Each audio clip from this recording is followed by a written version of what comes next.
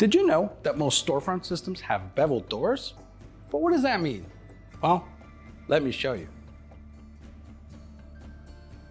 This is a typical storefront. In this case, it's a Tube Light E4500. And this is the door. It looks pretty simple, right? Well, it's not. It's actually way more thought out and planned than one would imagine. And one of those well thought out design pieces is this, the vertical stile.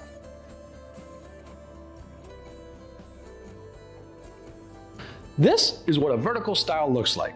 And if you look closely on this edge, in comparison to this side, you'll notice that it's on an angle. And that's what we call a bevel. So, why is it beveled? Simple. You get a cleaner, tighter, and better fit. With the leading edge beveled, the door has the ability to clear the jamb as it's closing, letting the trailing edge stay nice and close to that frame. Pretty cool, right? To learn more about glass, don't forget to hit the like and subscribe button at the bottom. Thanks again for watching, and I'll see you in the next one.